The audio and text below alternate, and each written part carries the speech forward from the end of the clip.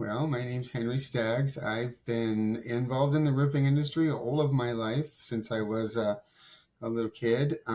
Started hammering nails at 12 with Grandpa. So for me, for talking to somebody who doesn't know how to swing a hammer or just do kind of things like that, basic things, it doesn't make sense to me. It's like, wait, you're supposed to just like know that, and I forget that I had to learn all of that along the way. And when I was young, we had I know there probably were official training programs, but not as many as there are now, and more that are coming. So I learned everything I learned right out there in the dirt and the thick of it. So I learned how to swing a hammer by swinging a hammer and getting yelled at when I did it wrong, which was quite often to start with, as I recall now. I at one time, and just maybe a little sidebar, I remember my great granddad. He said. He was tired of me bending the nails, so we're trying to, just hit framing nails, and I bend them, bend them, bend them. So he gathered up all those bent nails I had and put them in a coffee can, and then wouldn't let me go back to work, make a little money for myself until I banged all those nails back straight again.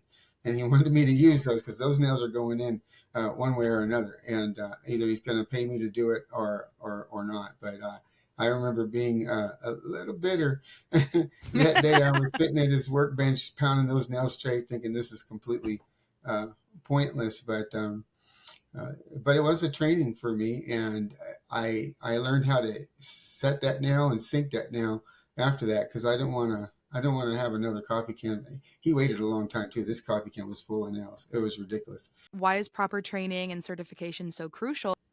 Well, for the contractor, it's better workmanship, fewer callbacks.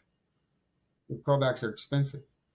And to that same point, when the installer is proud of their work, when they look at their work product, so if you've ridden in cars with roofers, and you can't drive by a building they have ever even looked at without them pointing at it and going, "I did that." Even if all they did was show up one time, one day, and do one little thing, they own that building in their mind. And to take that same pride of craftsmanship and put it on a piece of paper or stick it in their wallet and then recognize them for it. Let me say recognize them, also pay them better. They get paid better, they're treated better, they're treated like a professional, they have documentation that shows they're a professional. That's going to naturally increase their workmanship. It's going to naturally make their craft better. They're going to be more interested in teaching other guys how to do this properly and bringing guys behind them and apprenticing younger people who are coming into the trades. And for the contractor, that means a better work product and fewer callbacks, which callbacks are nothing but expense. You don't get paid for warranty callbacks, and they cost you money, and sometimes it could cost a contractor their reputation. So that's from the contractor's point of view. From the guy who does the work, which is me. I did that for so many years. It's just nice to know because it's hard work.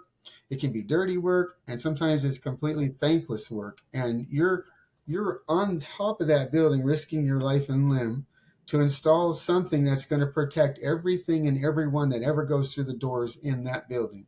Without that roof, the whole entire building is completely pointless. And yet often those guys are they're just kind of shoved to the side, and they're treated, I'm going to say this properly, but and this is me, how I felt in the industry in years past. Things are changing, thank goodness for that. But almost like we're second class citizens on the construction site. We're not as glamorous as, the interior guys or the painters or the finish carpenters, the ones who are making everything look really pretty.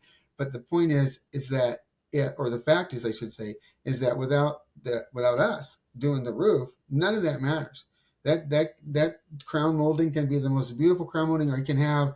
I seen a house once where they flew this guy in from Italy, and he carved intricate patterns into their drywall in their ceiling, and well, it was all lattice and plaster, not drywall, and it was just amazingly beautiful. But the roof on that house was shot, and they did not want to pay. Believe this multi-million-dollar home, they didn't want to pay anybody to do any decent roof work on there.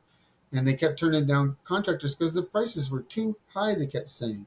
And I said, you pay this guy all this money to come from Italy to do this work on your ceiling, so it would be beautiful in there. And it really was. You did a great job. It was amazing to me.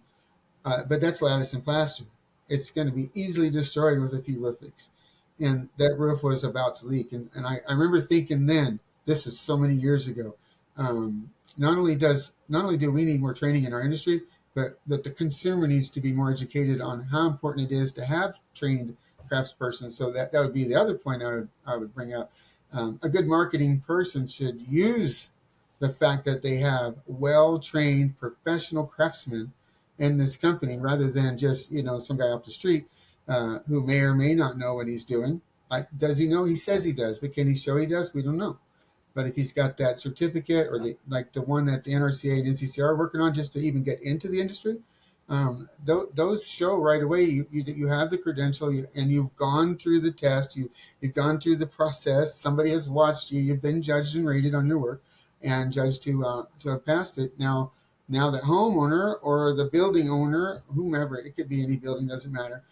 They know that just like the guy from Italy, who was obviously an artisan at his craft, so are the roofers. They're also artisan in their crafts, and they're doing a job based on their own personal investment in that craft. This, like the guy who drives by, and you're in the roofing industry. I know you're riding with the guy, and he's like, "I did that, I did that, I did that, I did that," and I think I was on that building. That one looks familiar too. I'm gonna do that one pretty soon. Ooh, we're bidding on this one. You can't drive around your town with a roofer without hearing that constantly.